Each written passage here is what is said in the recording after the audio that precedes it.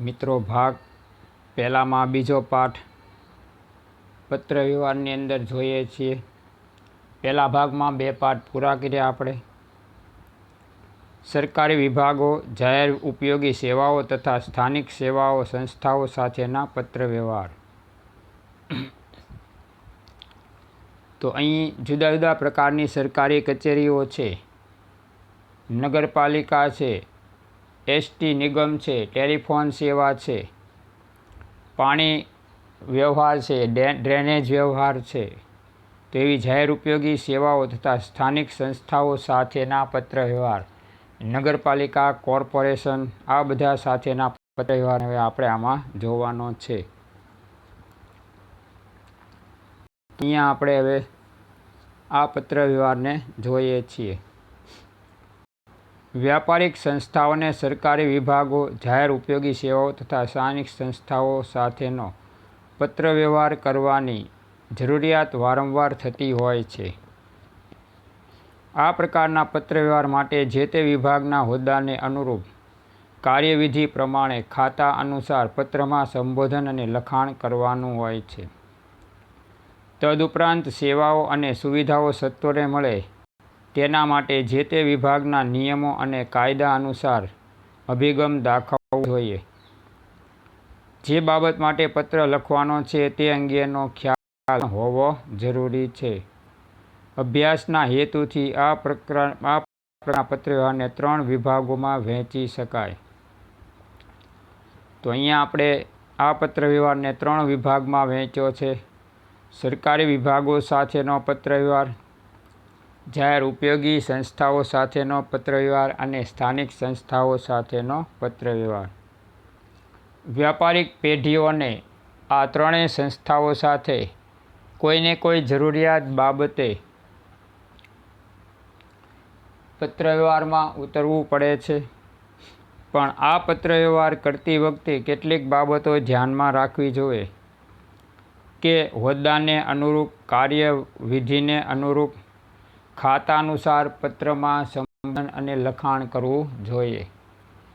બરાબર, આપણે પત્રોમાં જોશું, બધા પત્રોમાં જેમ જેમ પત્રો ફરશે એમ સંબોધન જુદા જુદા આવશે।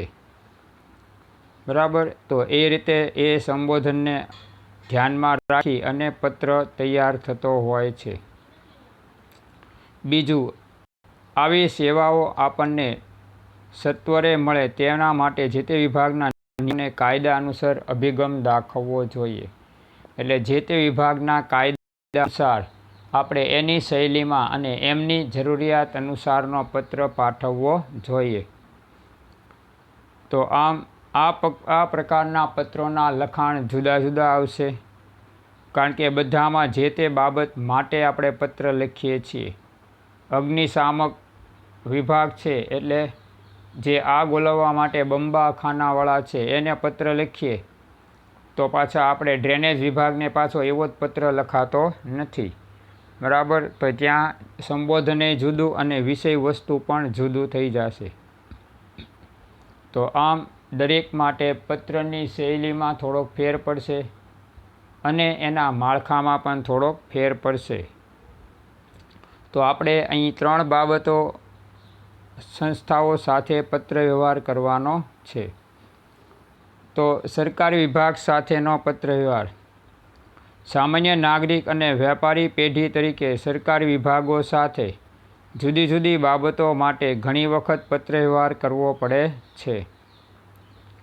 તો અહીં સામાન્ય નાગરિક એટલે આપણે અને વ્યાપારિક પેઢીઓ એટલે ધંધાદારી પેઢીઓ, એની સાથે આપણે સરકારી વિભાગો સાથે જુદા જુદા પ્રકારનો પત્ર વ્યવહાર કરવો પડે છે।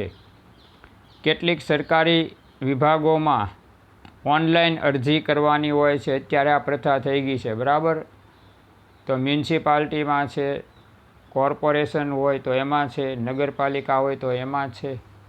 બરાબર, તો આ બધામાં હવે ઓનલાઈન અરજી કરવાની થઈ ગઈ છે। મતદાર યાદીમાં પણ અત્યારે જો ઓનલાઈન અરજી થઈ ગઈ છે।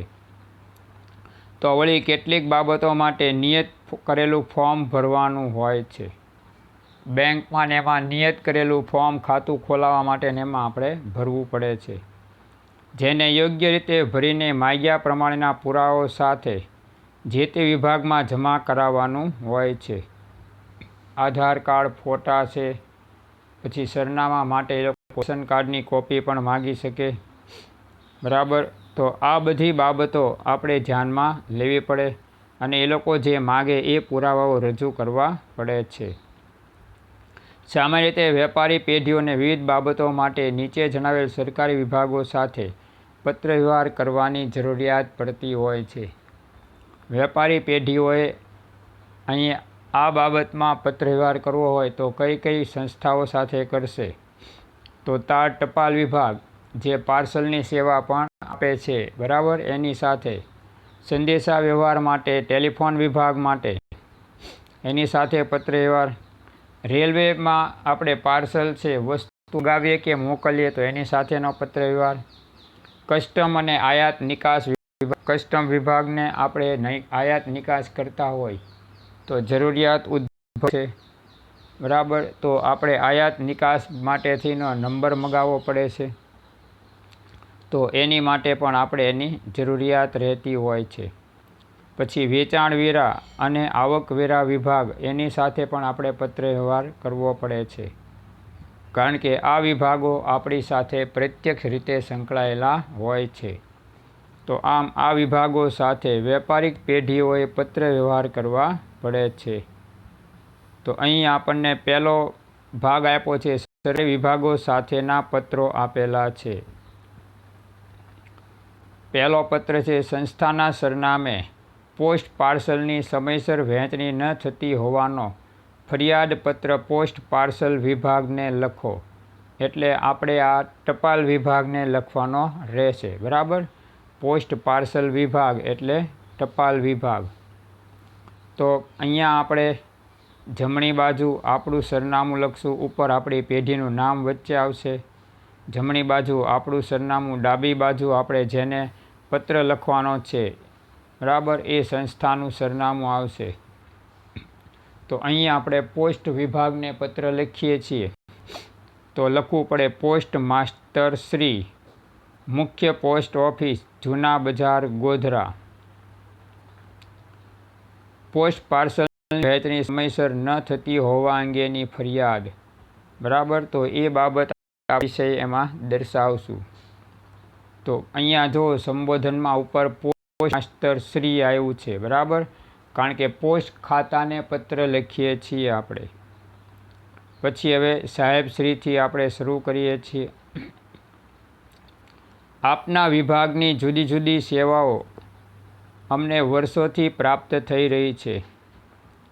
તેના કારણે અમારી વેપારી સેવાઓ પણ સુપેરે ચાલતી હતી.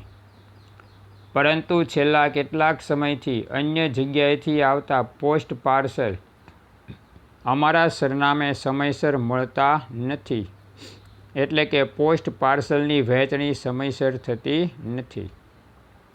હવે ઘણીવાર એવું હોય કે ટપાલી ફરે તો એને આપણા સરનામાની એની વ્યવસ્થિત ખબર ન હોય, કાં આપણી નજીકની પેઢીનું થોડું ઘણું નામ આપણી જેવું ભળતું હોય, તો એ લોકો આપણી બદલે અન્ય સ્થળે આવા પોસ્ટ પાર્સલ દઈ આવતા હોય, બરાબર. તો આવી પરિસ્થિતિને કારણે પણ આપણને સમયસર ન મળે.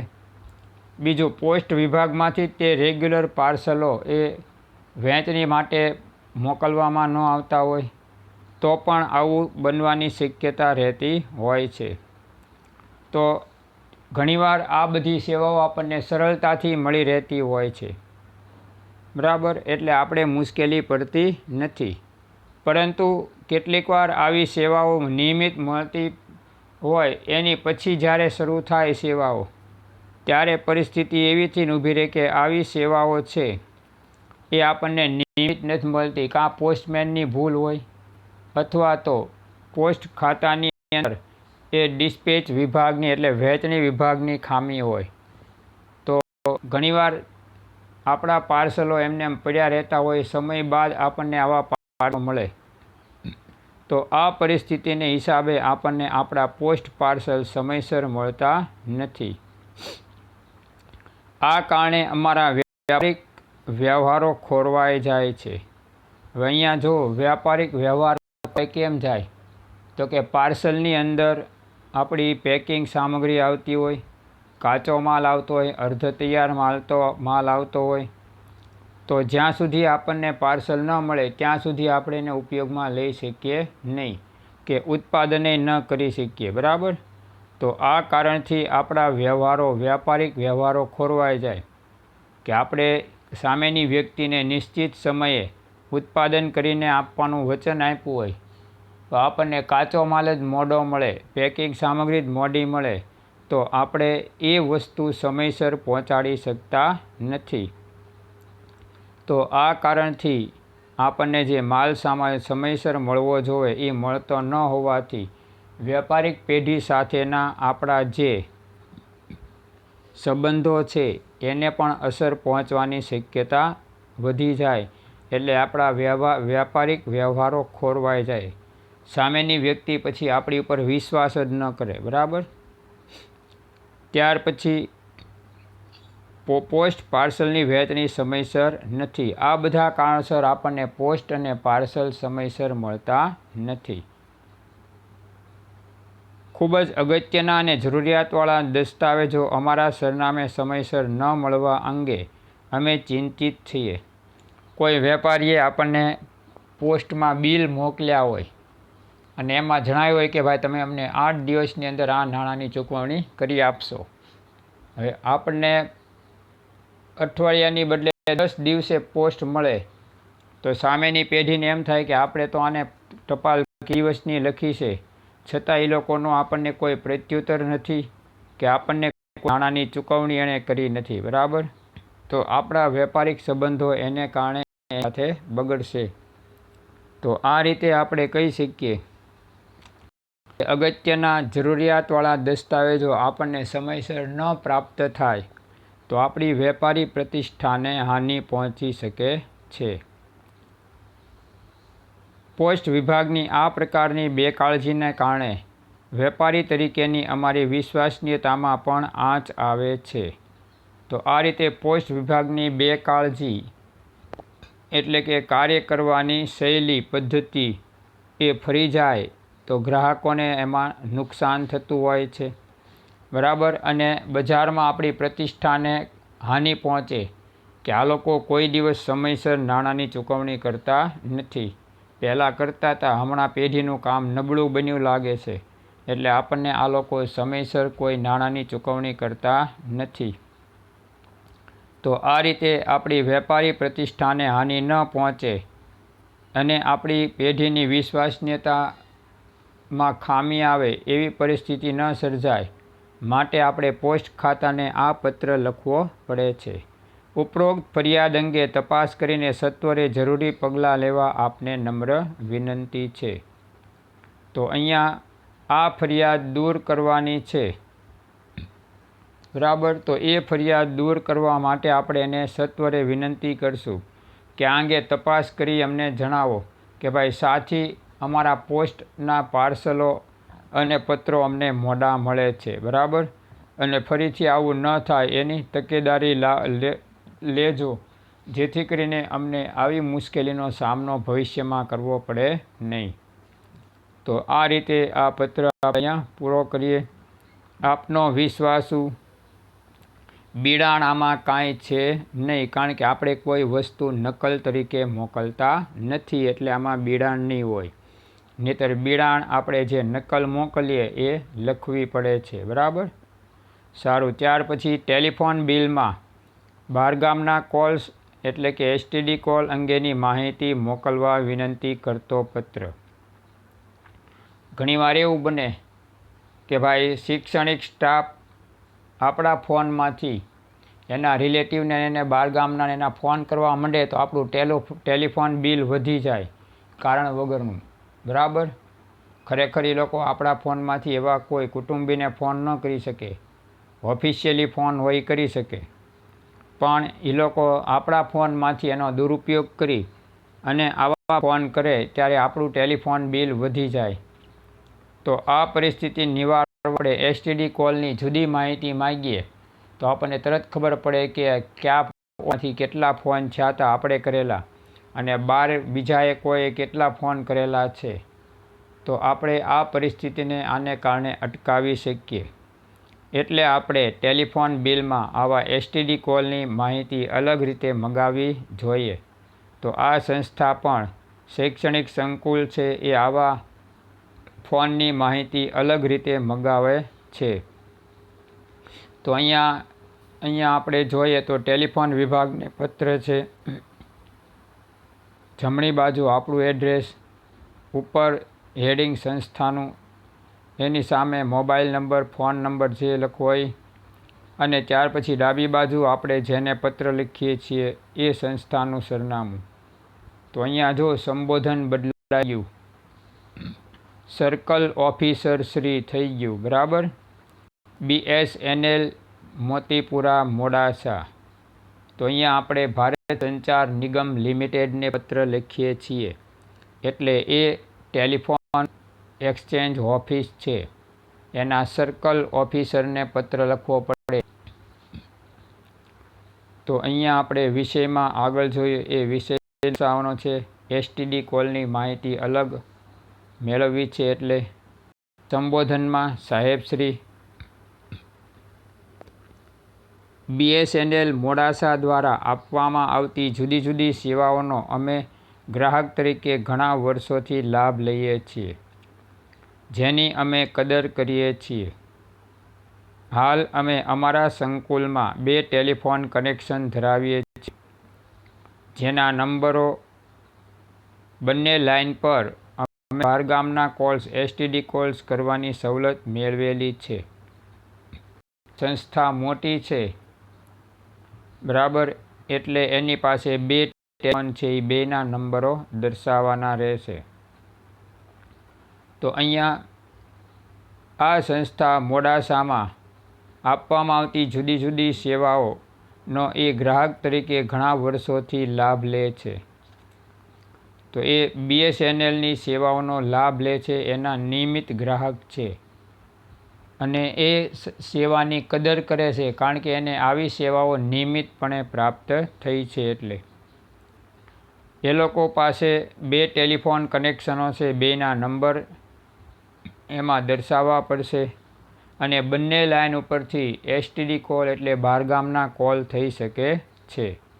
તો આ અંગેની સગવડ પણ એમની પાસે છે, બરાબર. તો આ બાબત આપણે એને આપણી જણાવી સંસ્થાની, કે અમારી સંસ્થાની આ પરિસ્થિતિ છે, 2 નંબરો છે અને 2 ઉપરથી એસટીડી કોલ થાય છે.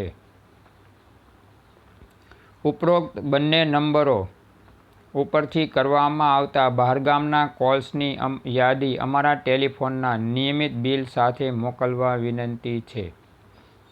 હવે અહીંયા 2 નંબર ઉપરથી જે એસટીડી કોલ એટલે બહારગામના ફોન આપણે કરીએ છીએ, તો એની યાદી ટેલિફોન બિલમાં જે આવે તો એની સાથે અલગથી મોકલવામાં આવે છે. તો એ યાદી અલગથી મેળવીએ તો ખબર પડે કે કેટલા સ્થાનિક કોલ થયા અને કેટલા એસટીડી કોલ થયા, આપણે કેટલા કોલ કર્યા અને બીજા સ્ટાફના મેમ્બરોએ કેટલા કોલ કરેલા છે. તો આ રીતે અહીં આપણે આ અંગેની માહિતી મેળવવાની રહેશે, જેનાથી અમારી પાસે આ અંગેના રેકોર્ડ રહે. જાગૃતિ શિક્ષણ સંકુલના આંતરિક વ્યવસ્થાના ભાગરૂપે પણ જરૂરી હોય તેનો સત્વરે અમલ કરવા વિનંતી છે. તો આ રેકોર્ડ એટલા માટે રાખવો પડે કે આપણે પ્રતિદિન અથવા માસિક કેટલા બહારગામના કોલ થાય છે અને કેટલાક સ્થાનિક કોલ થાય છે, બરાબર, એની માહિતી આપણને પૂરતા પ્રમાણમાં મળી રહે.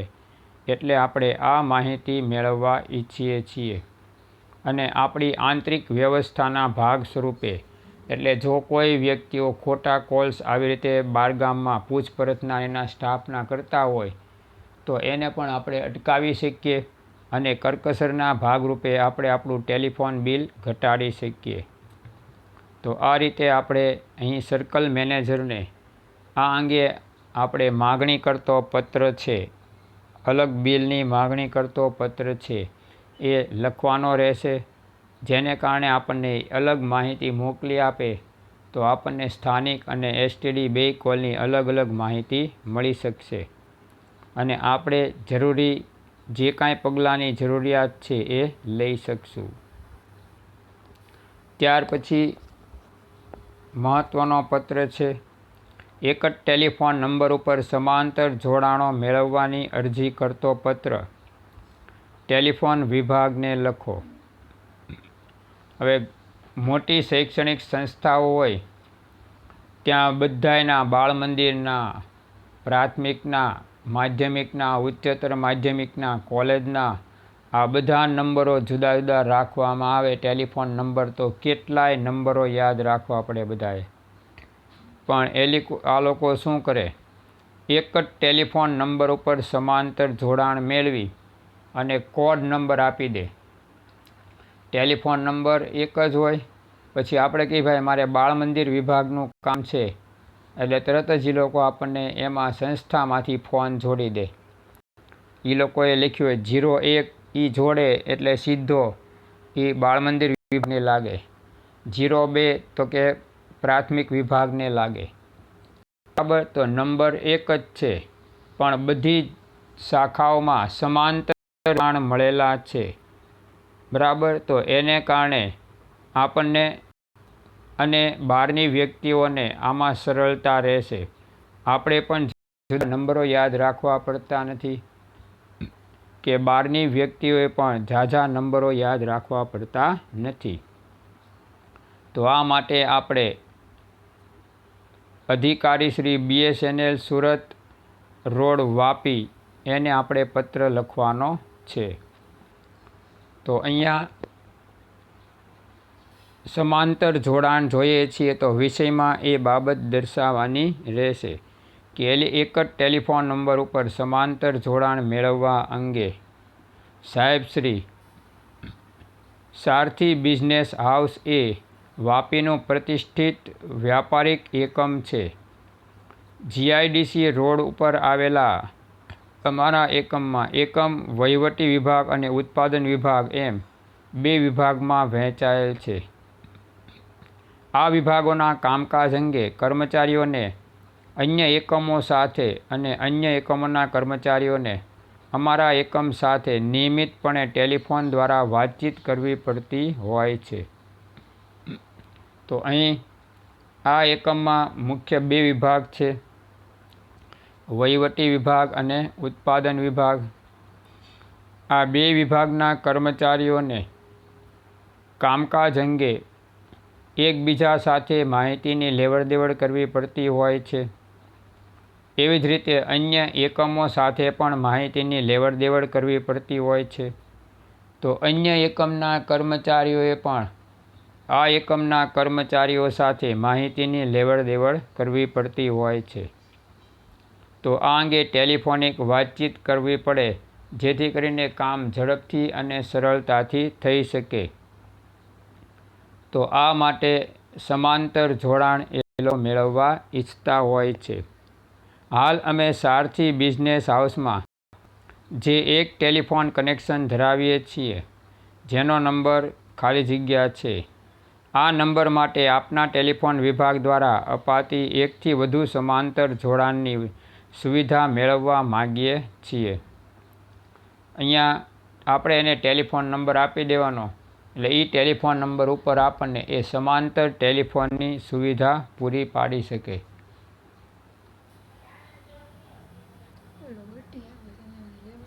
પૂછીએ તારી મમ્મીને હું લેવું છે કાંઈ.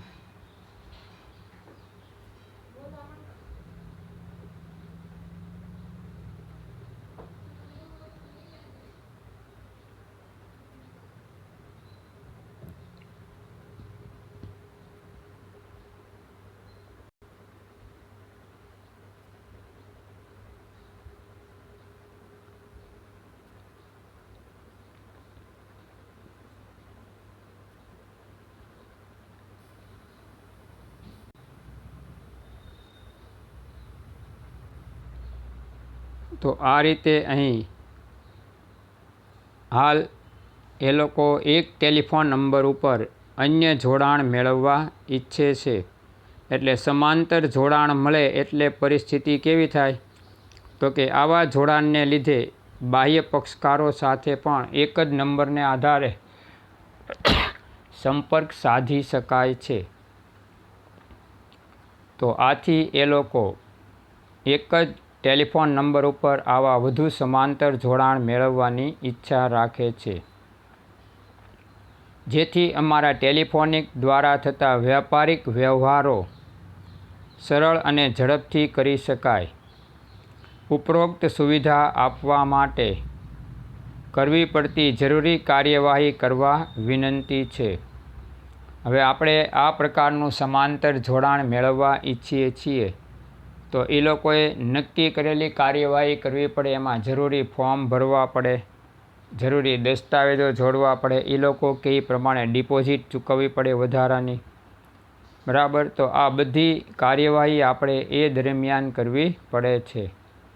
તો આમ એ અંગેની આપણે પૂછપરછ કરવી પડે કે ભાઈ અમારે આ માટે કઈ કાર્યવાહી કરવી પડશે, કેટલી ડિપોઝિટ ભરવી પડશે. તો એ અંગેની માહિતી અમને જાણ આપવા વિનંતી છે. તો આ રીતે આપણે ટેલિફોન વિભાગના અધિકારીને પત્ર લખશું અને એક જ ટેલિફોન નંબર ઉપર સમાંતર જોડાણ મેળવવા માટેનો પત્ર આપણે ડ્રાફ્ટ કરશું. ત્યાર પછી આયકર વિભાગનો પત્ર છે. જો આવકવેરાને પાત્ર નહીં હોવાથી ડિમાન્ડ નોટિસ રદ કરવાની વિનંતી કરતો પત્ર. હવે આયકર વિભાગ એટલે આવકવેરા વિભાગ છે. બરાબર. આ પેઢીને નફો વધ્યો ન હોવા છતાં વધારાનો કર ચૂકવવા માટેની નોટિસ મળે છે, એને ડિમાન્ડ નોટિસ કહેવાય. હવે જો તમે આ ડિમાન્ડ નોટિસ રદ કરાવી અને સામે બીજી એની નોટિસ ન મેળવી લો કે ભાઈ આ લોકોનો વેરો વધતો નથી, શરત ચૂકથી આવી નોટિસ અપાય છે. બરાબર. અને આથી આ ડિમાન્ડ નોટિસ રદ કરવામાં આવે છે. જો એવી નોટિસ ન મેળવી લો તો ભવિષ્યમાં પ્રશ્ન ઊભો થાય, નવા કમિશનર આવે અને આ ડિમાન્ડ નોટિસનો જવાબ આપણે નથી આપ્યો કે કરવેરો નથી ભર્યો તો આયકર વિભાગની અંદર 300% પેનલ્ટી એટલે દંડ છે, એ આપણે ભરવા પડે. તો આવું ન થાય એટલે વેપારી પેઢીએ આ ડિમાન્ડ નોટિસ રદ કરતો પત્ર એની પાસેથી આપણે મેળવવાનો રહેશે. તો અહીંયા આવકવેરા અધિકારી Shri, business circle 2, Gandhinagar, demand notice રદ કરવા અંગેનો પત્ર. અહીંયા સાહેબશ્રી કરી ડમડમ બુક સ્ટોરના નામે છેલ્લા 10 વર્ષથી અમે ગાંધીનગરમાં વ્યાપાર કરી રહ્યા છીએ. આવકવેરાના કાયદા અનુસાર અમે દર વર્ષે ઇન્કમટેક્સ રિટર્ન ભરીએ છીએ અને પાન કાર્ડ નંબર આપણે એને દર્શાવવાનો રહે. ઇન્કમટેક્સ રિટર્ન એટલા માટે ભરવું પડે કે આપણે કદાચ નફો ન થયો હોય પણ રિટર્ન ભર્યું હોય તો આપણને મુશ્કેલી પડે નહીં, લોન બોન પણ સરળતાથી મળી રહે. આકારણી વર્ષ 2015-16ના આવકવેરા પેટે અમારે હજુ ₹7,600 ભરવાના થાય છે. તે પ્રકારની ડિમાન્ડ નોટિસ અમને 2 જુલાઈ 2016ના રોજ બજાવવામાં આવી છે. આ નોટિસ કદાચ શરત ચૂકથી અમને બજાવવામાં આવી હોય તેવું લાગે છે. આપણે વધુ નફો ન થયો તોય કોઈ અધિકારીની શરત ચૂકથી એટલે ભૂલથી આપણને આ નોટિસ આપી દેવામાં આવે છે. ગત નાણાકીય વર્ષમાં અમારી આવક અગાઉના વર્ષ કરતાં ઓછી થઈ છે, એટલી થઈ નથી. બરાબર. તો તેના ઉપર પડતા આવકવેરાની રકમ ઓછી થાય તે સ્વાભાવિક છે. તેથી અમારે ગયા નાણાકીય વર્ષની ગણતરી કરતાં વધારાનો આવકવેરો ભરવા પાત્ર નથી. એટલે આપણે વધારાનો આવકવેરો ભરવા પાત્ર થતો નથી, કારણ કે નફો વધવાની બદલે ઘટ્યો છે. એટલે આવકવેરા વિભાગ સાથે ફાઇલ કરવામાં આવેલ ઇન્કમટેક્સ રિટર્નની નકલ આ પત્ર સાથે આપના સંદર્ભ માટે બીડેલ છે. શા માટે? તો એ લોકોને ખબર પડે કે આપણે આવકવેરો ભરી દીધેલો છે જે મુજબ થતો હતો એ મુજબ. બરાબર. એટલે એ રિટર્નની નકલ એમાં સામેલ કરવાની. અમારા દ્વારા રજૂ કરવામાં આવેલા હિસાબો અને ઇન્કમટેક્સ રિટર્નની ચકાસણી કરીને વધારાના આવકવેરાની ડિમાન્ડ નોટિસ રદ કરતો પત્ર પાઠવવા વિનંતી. તો આ રીતે ડિમાન્ડ નોટિસ રદ કરતો આપણે પત્ર મેળવવાનો રહેશે.